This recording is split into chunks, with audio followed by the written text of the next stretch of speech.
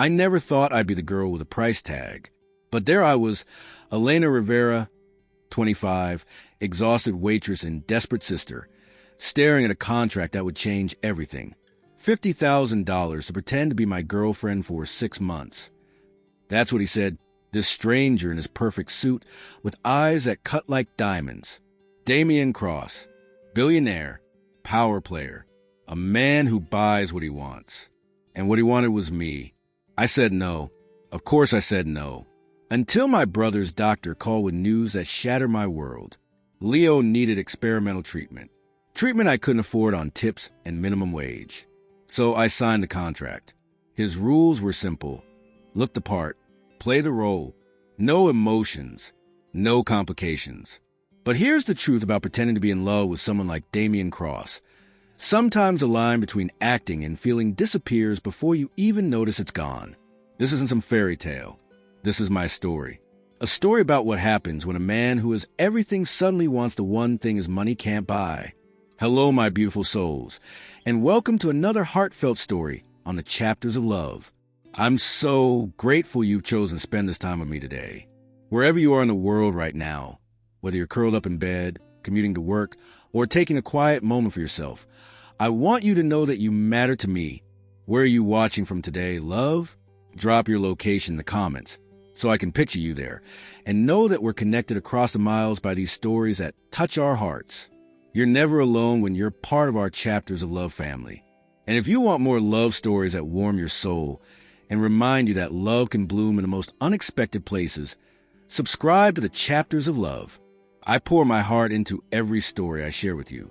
The morning rush at Café Lumiere was always chaos, a symphony of espresso machines, impatient customers, and harried baristas. And there I was, right in the middle of it all, running on 3 hours of sleep and a prayer. Elena, table 6 is still waiting on their order. My manager's voice cut through the noise as I balanced 3 plates on one arm. On it. I called back, weaving between tables. I've been pulling double shifts for weeks now. The hospital bills kept coming, and my bank account kept shrinking. But I couldn't think about that now. Not during the morning rush. I grabbed the next order, a triple shot Americano with almond milk, and turned too quickly. That's when it happened. The collision was brief but catastrophic. One moment I was rushing to deliver the coffee, and the next, I was watching in horror as the dark liquid spread across what was clearly the most expensive suit I'd ever seen in person. Oh my God, I am so incredibly sorry. I gasped, frantically grabbing napkins from a nearby table. I'm so clumsy today. Let me get that cleaned up for you. I finally looked up at the victim of my clumsiness, and my heart sank further. His face was like something carved from marble, all sharp angles and cold perfection. His eyes, a startling gray, narrowed at me. Do you have any idea how much this suit costs? His voice was quiet, but cutting. I'm sorry, sir. I can pay for the dry cleaning. I offered, knowing full well I couldn't afford it. He studied me for a moment, something shifting in his expression. The anger didn't disappear, but it softened just slightly.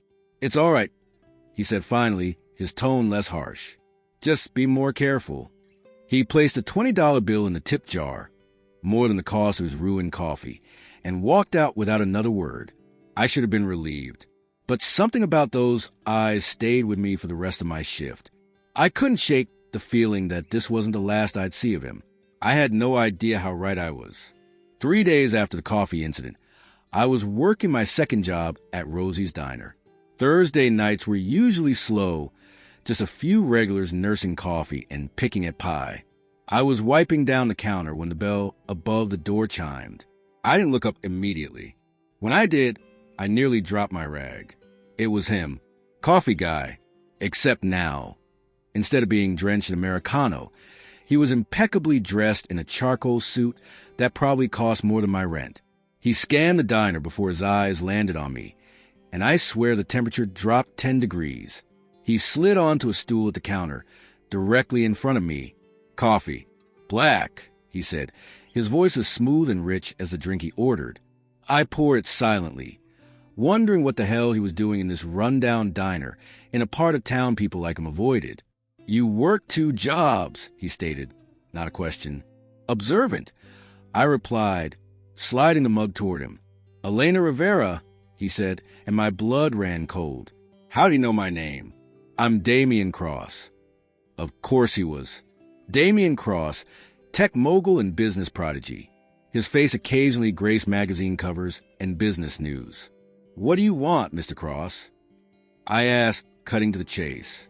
He studied me for a moment, then reached into his jacket and pulled out a sleek folder. I need someone to fulfill a role. You possess certain qualities that I find suitable. What role? I asked, suspicion creeping in. My girlfriend. I laughed. I couldn't help it. Are you serious? You want to hire me to be your girlfriend? That's insane. It's a temporary arrangement. Think of it as a strategic partnership. His face remained perfectly serious. I require a presentable, intelligent companion for certain social engagements. Why me? There must be 1,000 women who jump at the chance. Precisely the problem. I need someone who won't get emotionally invested. Someone who understands this is business, not pleasure. He named his price, $50,000 for 6 months, and I felt sick, not because it was too little, but because it was enough to tempt me. I'm not for sale, I said, turning away. Everyone has a price, Ms. Rivera, he replied, leaving his card on the counter. Call me when you find yours. The hospital corridor seemed longer than usual that night. My feet dragged as I approached room 307, where my brother had spent the last 4 months fighting for his life. Leo was asleep when I entered, his face pale against the white sheets. At 16, he should have been playing basketball, chasing girls, worrying about prom. Instead, he was here, his body at war with itself. I sat beside him, gently taking his hand. The 4 tubes made him look fragile, but I knew better. My brother was the strongest person I'd ever known. Hey, sleepyhead, I whispered as his eyes fluttered open. Elena, he smiled weakly. You look terrible. Thanks a lot. I laughed, squeezing his hand. How are you feeling today? Before he could answer, Dr. Patel entered, her expression serious. My heart sank. Elena, could I speak with you outside? In the hallway. Dr. Patel didn't sugarcoat it. Elena, I'm afraid Leo's responding less favorably to the current treatment. The cancer is becoming resistant. The floor seemed to tilt beneath me. What does that mean? What are our options? There's an experimental treatment showing promising results in cases like Leo's. But, she hesitated. But what? It's not covered by insurance. The cost is significant. How significant? My voice sounded distant, even to my own ears. When she named a figure, my knees nearly buckled. It might as well have been $1 million. I'll do anything for him, I said, fighting back tears. I don't know how I'm going to afford it. Dr. Patel squeezed my shoulder. We'll explore all options. Payment plans, medical grants. But Elena, time is a factor here. Back in Leo's room, I forced a smile. How about a game of cards? You're a terrible liar, he said. What did Dr. Patel say? I couldn't hide the truth from him. We'd always been honest with each other. As I explained, his face remained calm. Too calm, like he'd been expecting this. It's okay, Elena, he said finally. You've done enough. But it wasn't enough. Not even close. Damien Cross's office was on the 50th floor of a gleaming skyscraper that seemed to touch the clouds. The elevator ride up gave me plenty of time to question my sanity. His assistant, a woman with a perfect bob and an impenetrable expression, led me to a waiting area that was larger than my entire apartment. Mr. Cross will see you now, she announced after exactly 7 minutes. Damien stood as I entered, his expression unreadable. Ms. Rivera, I'm pleased you reconsidered. I haven't agreed to anything yet, I said, my voice steadier than I felt. He gestured to a chair across from his desk. Please sit. The view behind him was spectacular. All of New York City spread out like a glittering map. It was a view of power, of privilege, a world away from hospital rooms and diner shifts. My brother needs experimental treatment, I said, cutting to the chase. That's why I'm here. Something flickered in his eyes. Surprise, perhaps at my directness. I see. He slid a document across the desk. These are my terms. The contract was meticulous. Pages of clauses and conditions, public appearances, social media posts, appropriate attire, physical contact guidelines, and most importantly, absolute discretion. 6 months, he said, after which we part ways amicably. No contact, no explanations. And if I break the contract, you forfeit the money, all of it. I thought of Leo, of his brave face hiding his fear. I thought of the experimental treatment that could save him. And I thought of the $50,000 that stood between my brother and a future. I'm doing this for my brother, Mr. Cross, I said, taking the penny offered. Nothing more. Don't think for a second that I actually want to be here. Understood, Ms. Rivera, he replied, his face a mask of professional detachment. This is a strictly professional arrangement. Emotions are irrelevant. I signed my name with a steady hand, even as something inside me crumbled. The contract was signed. The deal was made. And just like that, I became the billionaire's girlfriend. The gala. Stop fidgeting, Damien murmured, his hand firm on the small of my back as we ascended the marble steps of the Metropolitan Museum of Art. Easy for you to say. I whispered back. You weren't transformed by a glam squad this afternoon. The dress they'd put me in was midnight blue backless, and probably cost more than my car. My hair had been swept into an elegant updo that made my neck feel exposed. I was wearing makeup that somehow made me look like myself, but better, airbrushed, flawless. Camera flashes exploded as we reached the top of the stairs. Damien's arm tightened around my waist, pulling me closer. Smile, he instructed under his breath. Remember, you're madly in love with me. I plastered on my best impression of adoration, tilting my head toward him as we posed. The photographers ate it up. Inside was even more intimidating. A sea of New York's elite in designer gowns and custom tuxedos. Crystal chandeliers cast a golden glow over everything, making even the champagne glasses sparkle. Damien, a woman's voice, smooth as silk and sharp as a blade, cut through the ambient chatter. She approached us with the confidence of a runway model, tall, willowy, with a cascade of dark hair and cheekbones that could cut glass. Her eyes, cold and calculating, assessed me from head to toe. Camille, Damien acknowledged, his tone neutral. I didn't expect to see you here. Darling, you know I never miss the Children's Hospital Gala. Her smile didn't reach her eyes as she turned to me. And who is this? Elena Rivera, my girlfriend, Damien said, the words rolling off his tongue with practiced ease. Elena, this is Camille Stone. His ex, she added, extending a manicured hand. Darling, you look almost presentable. Did Damien finally teach you which fork to use? I shook her hand, matching her grip. Actually, I was born knowing which fork to use.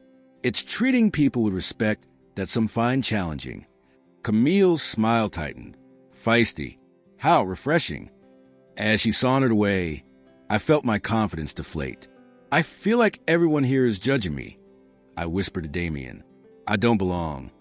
To my surprise, his hand found mine, giving it a gentle squeeze. Neither do half the people here, he said. They're just better at faking it.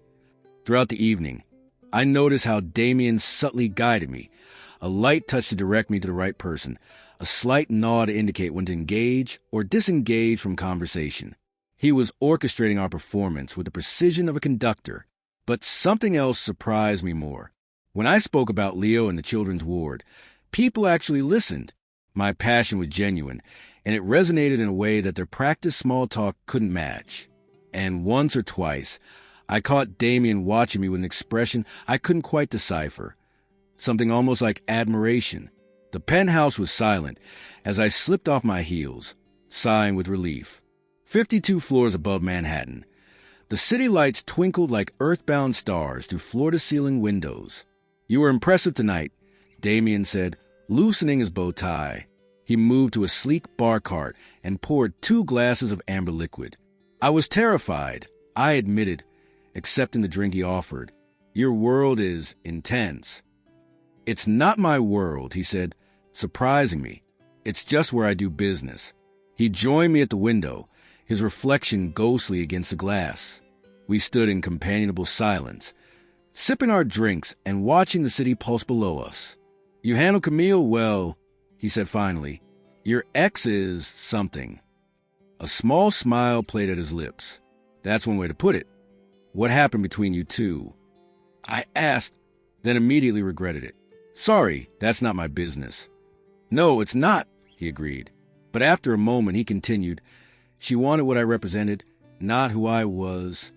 The admission hung in the air between us. I sensed there was more to the story, but I didn't push.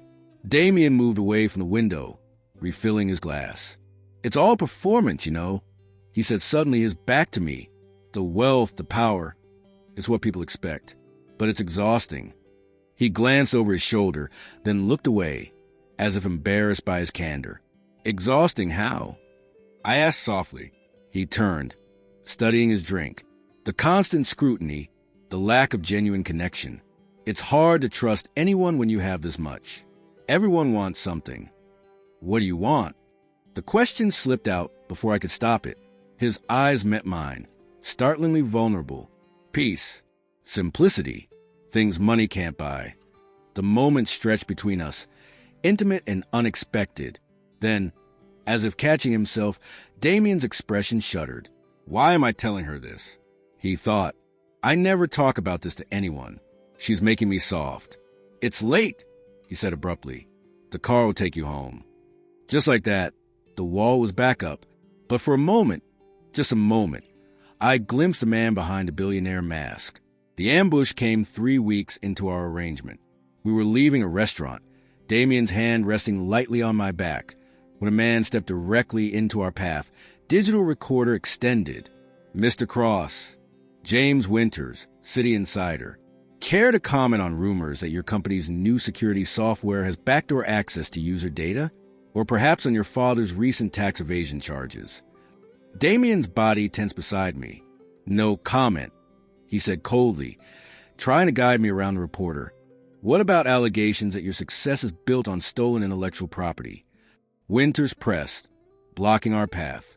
Or that your relationship with Ms. Rivera here is just a publicity stunt to distract from the lawsuits? Something snapped inside me. Before Damien could respond, I stepped forward.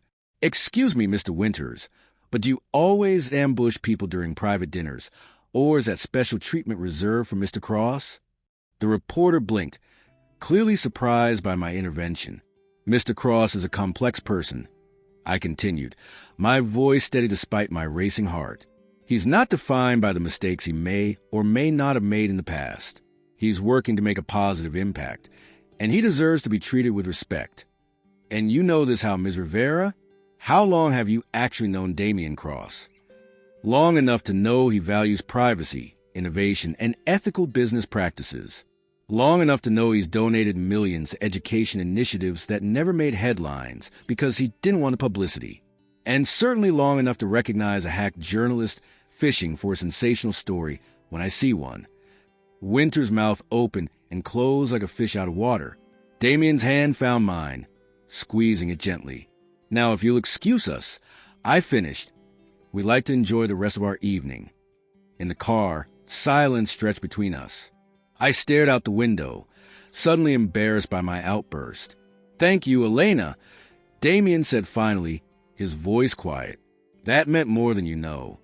I turned to find him watching me, his expression unguarded for once. I just told the truth. I said simply, she stood up for me. Damien thought, studying my profile in the dim light. No one has ever done that before. It felt strangely comforting, like someone actually cared.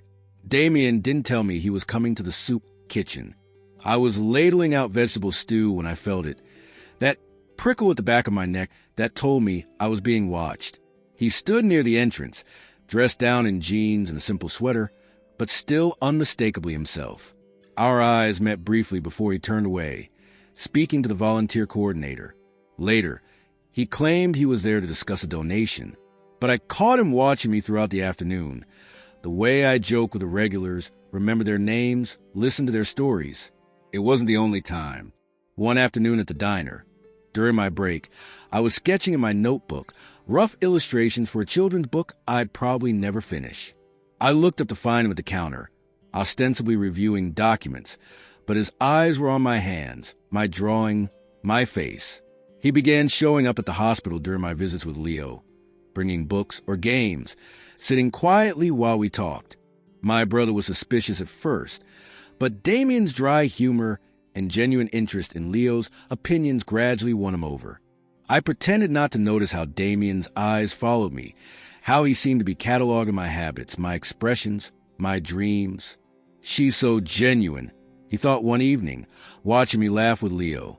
She cares about things that actually matter. I'm starting to see the world differently through her eyes. What neither of us acknowledged was a dangerous territory we were entering, a place where the lines between pretense and reality were beginning to blur. 3 months into our arrangement, things changed. Damien and I had fallen into a comfortable rhythm. Charity events, business dinners, quiet evenings discussing books or watching old movies. The lines between performance and reality had begun to blur, at least for me. Then Camille reappeared, like a storm cloud on a clear day. It happened at the opening of a new wing at the Metropolitan Museum, funded largely by Damien's foundation. We were admiring a contemporary sculpture when her voice sliced through the ambient chatter. "Damien, darling, the exhibit is exquisite. Your taste is impeccable as always." She glided toward us in a crimson gown that clung to her body like a second skin. Her smile was dazzling, predatory. "Camille," Damien acknowledged, his posture stiffening slightly. "I didn't realize you were back in New York." "Just flew in from Paris yesterday," she purred, air-kissing his cheeks. "The fashion house is expanding, and I simply had to oversee the New York operations personally." Her gaze slid to me, dismissive. "Elena, isn't it? Still playing a devoted girlfriend. I see. Still playing a devoted girlfriend." I echoed, emphasizing the word, playing with a smile that matched hers in insincerity. Camille laughed, a tinkling sound like breaking glass. "Oh, I like her, Damien. She's feisty." Over the next few weeks, Camille seemed to materialize everywhere we went: charity functions, restaurant openings, even the lobby of Damien's building. Each time, she'd make a point of reminiscing about her history with Damien, dropping intimate details designed to make me feel like an outsider. One evening, she cornered me in the powder room of an upscale restaurant. "Darling, you're playing a very convincing role," she said, reapplying her lipstick. "But don't mistake it for reality. Damien always comes back to what's familiar. Is that why he left you?" I asked sweetly. Her smile tightened. "He didn't leave me. I left him. And when I decide I want him back, he'll come running." She snapped her compact shut. "Men like Damien don't end up with waitresses. Elena, they might slum it for a while, but eventually, they return to their own kind." Later, I found Damien on the restaurant's terrace, staring out at the city lights. "She's trying to get to you, Damien," I said quietly. "Don't let her." He turned, his expression unreadable. "Camille is complicated. She wants you back." "What Camille wants is control," he said. "She always has." But I couldn't shake the seed of doubt she planted. What if she was right? What if this was all just a temporary diversion for Damien? And worse, what if I was starting to want to be real? The change was subtle at first. Damien began taking calls during our dinners, scheduling meetings that cut our time together short. The easy conversations we developed gave way to polite small talk. One night, after a particularly stilted charity event where he'd barely spoken to me, I confronted him in the elevator of his building. "You're pushing me away, Damien. What's going on?" He stared at the ascending floor numbers, jaw tight. "I'm just focused on business. The Jean deal is at a critical stage. It's more than that. You can barely look at me anymore. This arrangement was always temporary, remember?" He said, still not meeting my eyes. "It's nothing personal." But his voice lacked conviction, and I caught the slight tremor in his hands as he loosened his tie. Inside his penthouse, I tried again. "Is it Camille? Has she gotten to you?" "This has nothing to do with Camille," he snapped, pouring himself a drink with more force than necessary. "Then what?" "Because something's changed, Damien, and I deserve to know what." He downed his scotch in one swallow, then set the glass down carefully. Nothing's changed. I'm just remembering the terms of our agreement. No emotional entanglements. No complications. I stepped closer, challenging him. Is that really what you want? For a moment, his mask slipped. I saw conflict, fear, and something else, something that made my heart race. I have to stop this, he thought desperately. I can't let her get any closer. But God, it hurts to push her away. I'm so confused. What I want, he said finally, his voice cold, is for you to fulfill your contractual obligations without questioning my every move. I stepped back as if slapped. Fine. Consider me properly chastised, Mr. Cross. As I walked to the guest room, I heard the sound of glass shattering against the wall. The Zhang deal was approaching its final stages. Damien had been working tirelessly, and despite the growing distance between us, I could see the toll it was taking on him. Dark circles shadowed his eyes, and tension lined his shoulders. The night of the pre-signing dinner, I arrived early at Damien's office to meet him as planned. His assistant was away from her desk, so I made my way toward his office. Hearing voices from within, "Concerned about your personal life, Mr. Cross," came a heavily accented voice I recognized as Mr. Zhang's. "Your relationship with Ms. Rivera seems rather sudden." I froze outside the door, knowing I should announce myself, but unable to move. "Elena is a temporary asset, Mr. Zhang," Damien replied, his voice cool and detached. "Her presence is purely for appearances. It's a business decision, nothing more." The blood rushed to my ears, nearly drowning out Mr. Zhang's response. "I understand, Mr. Cross, as long as you maintain the image of stability and commitment. My investors are traditional people. They value family, permanence." "Of course," Damien assured him.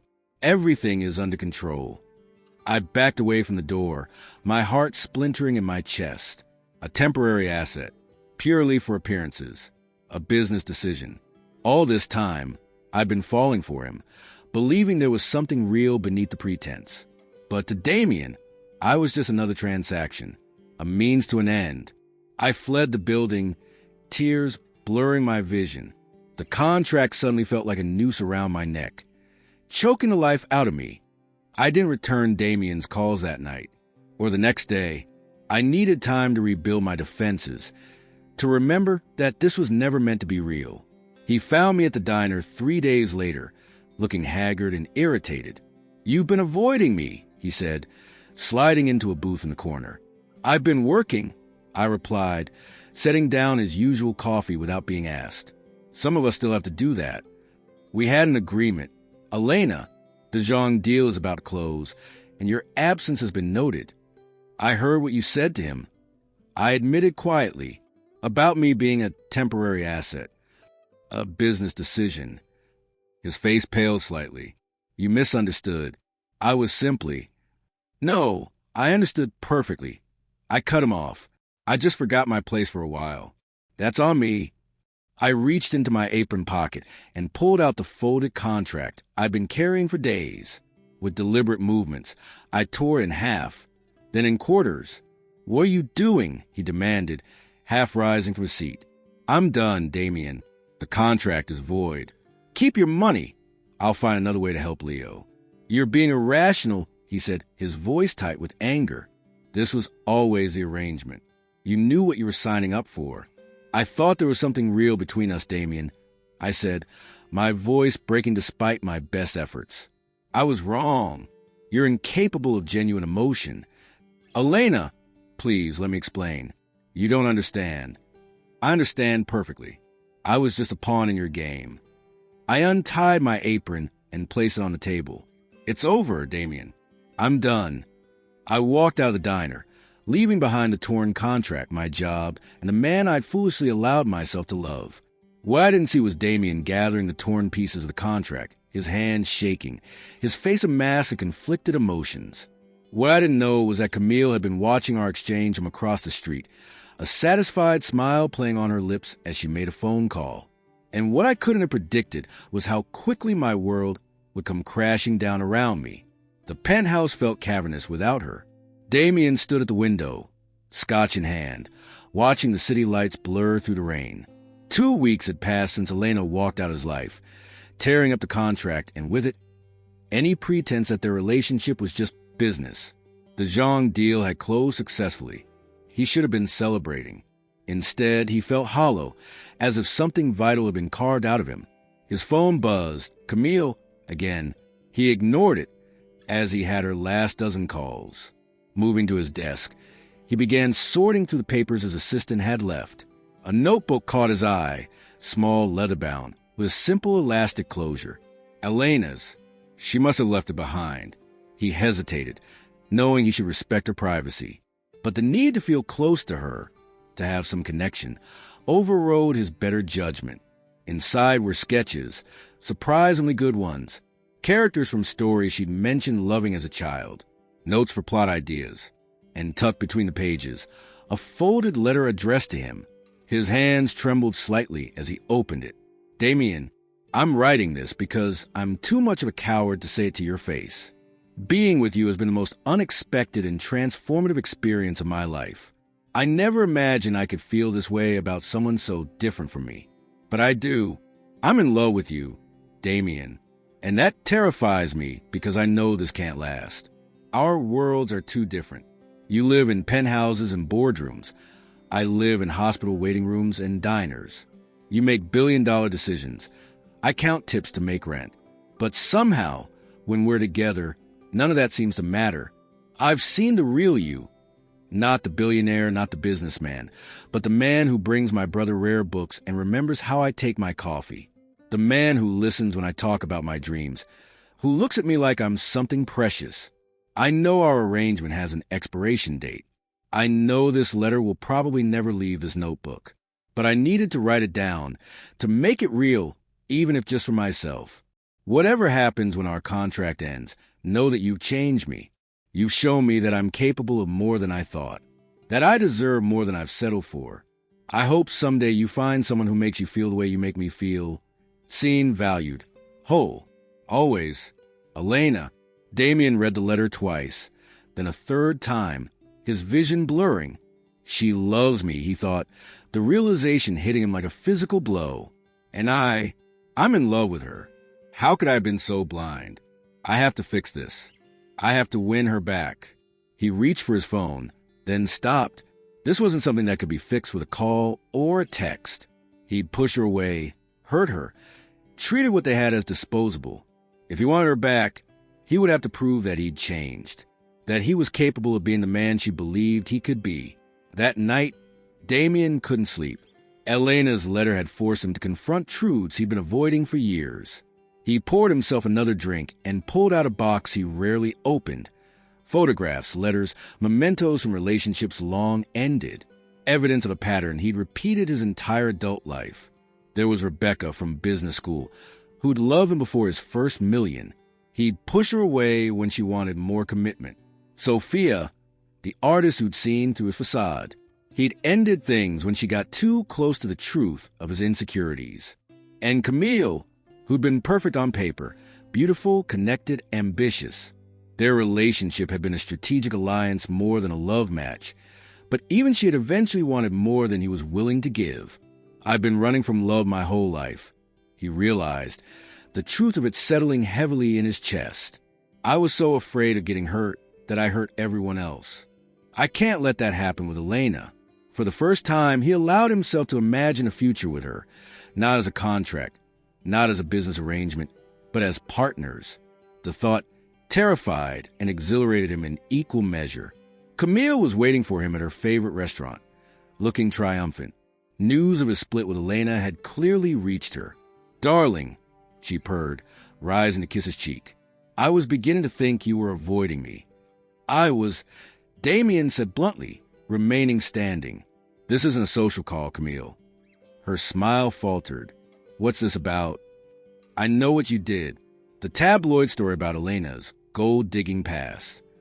The anonymous source revealing our arrangement. The story had broken that morning. Details of their contract splashed across gossip sites.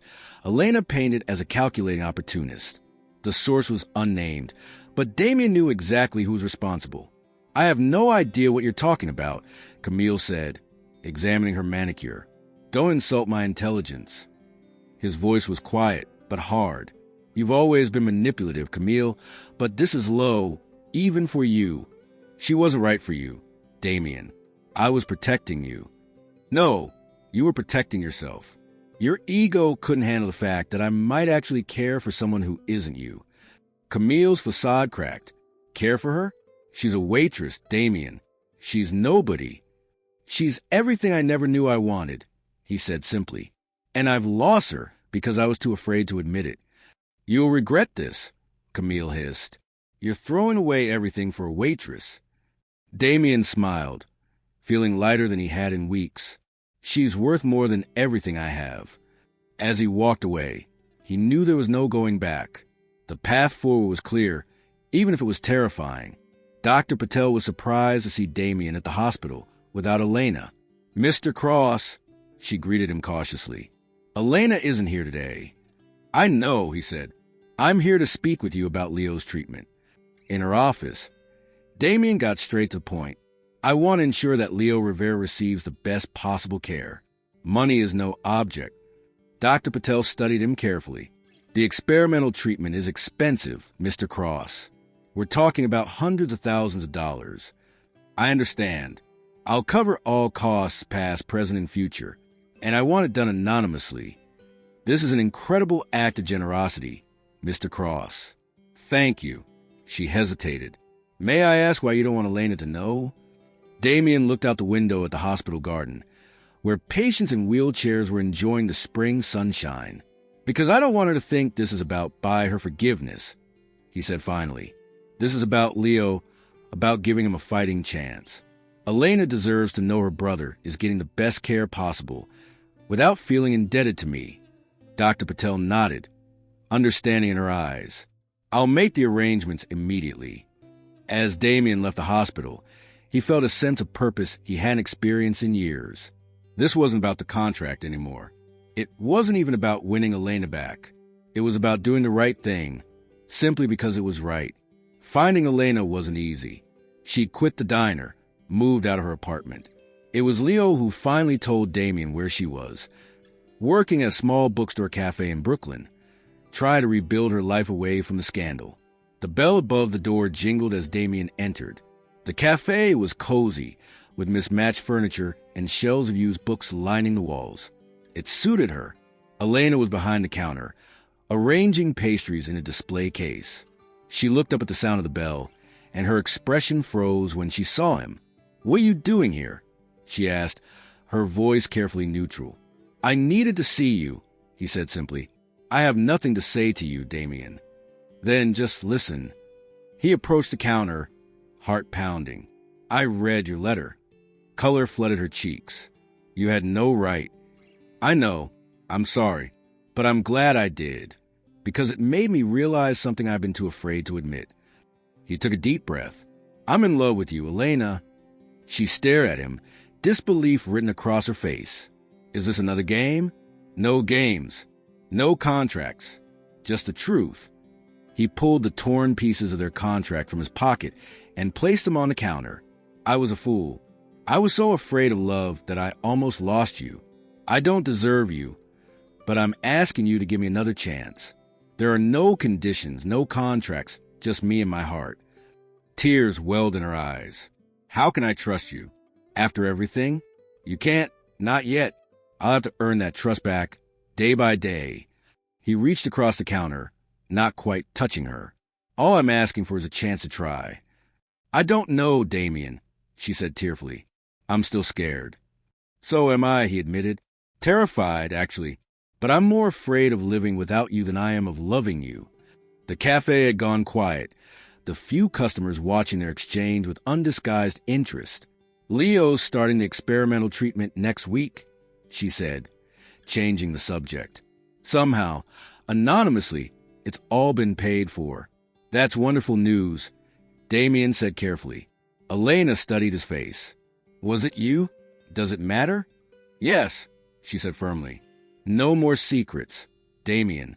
No more half-truths." He nodded, accepting her terms. "Yes, it was me, but it wasn't to manipulate you or buy your affection. It was because Leo deserves a fighting chance, and you deserve to not have to choose between your brother's health and your own happiness. A tear slipped down her cheek. I don't know if I can do this again. Then let's not do it again, he said. Let's do something new. Something real. He held out his hand. Hi, I'm Damien Cross. I'm difficult and stubborn and terrible at expressing my feelings, but I'm working on it. Would you like to have dinner with me sometime? A small smile tugged at her lips despite her tears. Just dinner? For starters, I was thinking maybe 50 or 60 years of dinners, if that works for you. The cafe erupted in applause as Elena finally took his hand. One dinner, she said. We'll see about the other 59 years and 364. It wasn't a yes, but it wasn't a no either, and for now, that was enough. The bookstore cafe had emptied, the last curious customer shooed away by Elena's co-worker with a wink and a thumbs up. Outside, the Brooklyn street glowed golden in the late afternoon sun, casting long shadows through the windows. Damien and I sat at a small table in the corner, 2 cups of coffee between us, untouched and cooling. We'd been talking for hours, really talking, without pretense or performance, about our fears, our dreams, the walls we'd built around our hearts. I still don't understand, I said, tracing the rim of my mug. You could have anyone, Damien. Why me? He considered this, his eyes never leaving mine. Because you saw me, he said simply. Not the billionaire, not the businessman. Just me, flawed, difficult, broken me. We're all a little broken, I admitted, but maybe we fit together better that way, he suggested, a tentative smile playing at his lips. The cafe had grown quiet, the only sounds a gentle hum of the espresso machine and distant street noise filtering through the windows. Golden hour light streamed in, catching the dust motes dancing between us. What are you thinking? Damien asked, his voice soft. I looked at him, really looked at him. The man who had entered my life as a business proposition and somehow become essential to it. The man who had hurt me deeply, but who was now sitting across from me, vulnerable and hopeful. I'm thinking about second chances, I said honestly, and how scary they are. Terrifying, he agreed, reaching across the table to take my hand. His thumb traced circles on my palm, sending shivers up my arm. But worth it, I think. I'm scared, I admitted. What if this doesn't work? What if we're too different? What if it does work? He countered. What if our differences are exactly what make us right for each other?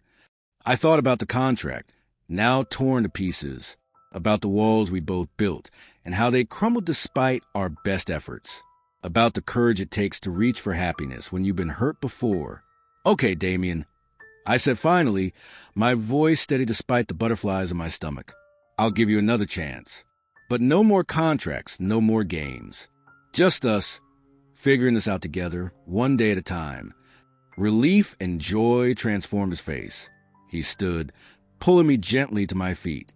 We stood facing each other, the last barrier between us finally gone. So I asked softly, where do we start? Damien's eyes darkened as they moved from my eyes to my lips. I have an idea, he murmured. He stepped closer, one hand coming up to cup my cheek. His touch was gentle, almost reverent, as if I were something precious he was afraid might break. His other arm circled my waist, drawing me against him until I could feel the steady beat of his heart. Elena, he whispered, my name a prayer on his lips. Then he was kissing me, not the calculated, camera-ready kisses we'd share for show, but something entirely new, something real and raw and honest. His lips moved against mine with a tenderness that made my heart ache, slowly deepening into something more passionate, more urgent. I melted into him, my arms winding around his neck, fingers threading through his hair. The world around us disappeared. No cafe, no past, no future. Just this moment, this kiss. This man who had somehow broken through every defense I'd built. When we finally broke apart, breathless and smiling, I knew that whatever came next, whether easy or difficult, joyful or painful, we would face it together. No contracts needed.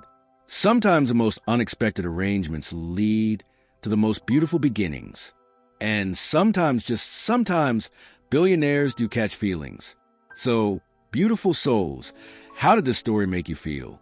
I'd love to know where in the world you're watching from right now. Drop your location in the comments below and let me know if you've ever experienced a relationship that started one way but became something completely different. If this story touched your heart, please hit that like button. It helps more than you know.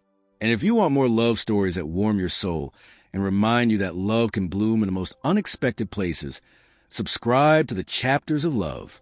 I pour my heart into every story I share with you. Remember, you're never alone in your journey through love's many chapters. I'll be back next week with another story that I promise will move you just as deeply. Until then, take care of your beautiful heart with love